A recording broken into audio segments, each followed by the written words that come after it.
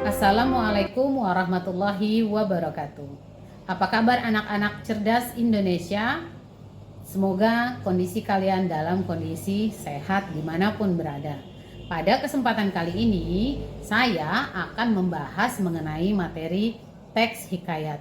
Mungkin di antara kalian ada yang sudah tahu apa itu teks hikayat.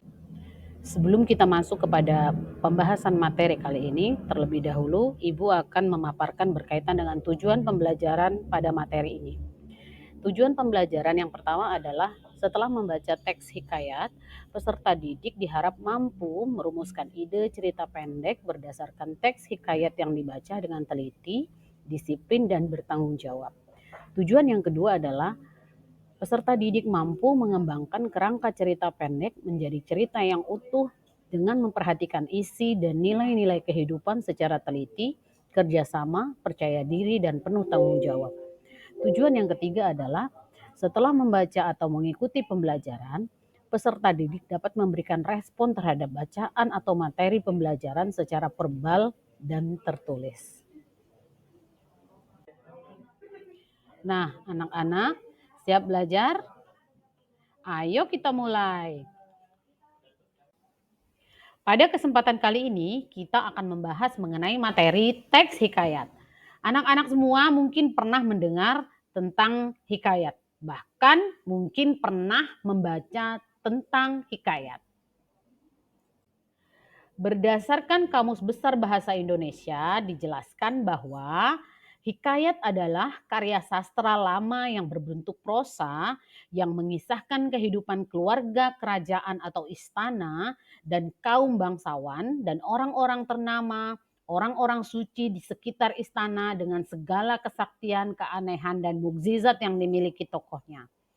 Hikayat biasanya berisi tentang kisah, ketakjuban, keajaiban, atau kehebatan seseorang serta keanehan dan mukjizat yang ada di dalam tokoh utama. Pada umumnya, karakteristik hikayat yang pertama adalah imajinatif, kemudian mengandung kemustahilan, kemudian anonim, istana sentris, dan statis. Unsur pembangun teks hikayat terdiri dari dua. Yang pertama adalah intrinsik dan yang kedua ekstrinsik. Intrinsik itu sendiri adalah unsur yang membangun dari dalam karya tersebut, seperti tema, alur, latar, tokoh, penokohan, sudut pandang, gaya bahasa, dan amanat. Sementara ekstrinsik itu adalah unsur yang membangun dari luar karya tersebut, seperti latar belakang pengarang, nilai-nilai kebaikan yang ada di dalam cerita, seperti keagamaan, nilai pendidikan, nilai moral, sosial, budaya, dan masih banyak lagi. Ada beberapa kaidah kebahasaan yang terdapat di dalam teks hikayat. Yang pertama adalah menggunakan kata-kata arkais, di mana kata-kata arkais di sini adalah berupa kata-kata kuno yang tidak lazim digunakan pada era sekarang.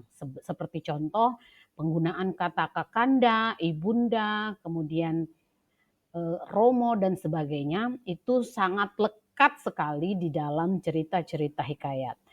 Yang selanjutnya adalah menggunakan konjungsi urut waktu.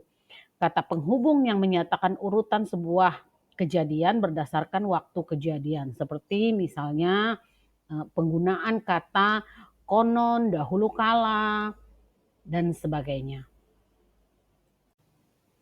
Kaidah kebahasan yang selanjutnya adalah menggunakan ungkapan. Sebagai contoh adalah ungkapan antonomasia, adalah ungkapan yang digunakan untuk menyebut seseorang berdasarkan ciri khas atau sifat yang menonjol. Sebagai contoh adalah penggunaan kata si dan kata sang. Si miskin atau sang kodok, seperti itu. Kaidah kebahasaan dalam hikayat yang terakhir adalah menggunakan majas.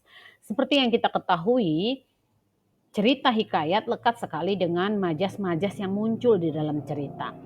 Ada beberapa majas yang sering muncul di dalam cerita-cerita hikayat. Yang pertama itu adalah personifikasi, di mana gaya bahasa personifikasi ini yang menyatakan benda mati seolah-olah hidup dan berlaku layaknya manusia. Yang kedua adalah majas simile. Majas ini adalah majas yang menggunakan atau membandingkan sesuatu secara langsung. Majas ini juga ditandai dengan kata seperti, serupa, laksana, bagaikan, bak, dan sebagainya. Kemudian majas yang terakhir, yang ketiga adalah hiperbola. Gaya bahasa ini mengandung pernyataan atau ungkapan secara berlebihan, baik sifat, ukuran, bentuknya, dan sering tidak masuk akal. Nah, majas-majas ini biasanya sering muncul di dalam cerita hikayat. Demikian pembahasan materi pada kesempatan kali ini. Sampai ketemu di jumpa pada materi yang lain pada kesempatan yang lain. Salam cerdas anak Indonesia. Terima kasih. Assalamualaikum warahmatullahi wabarakatuh. Demikian pembahasan materi kali ini.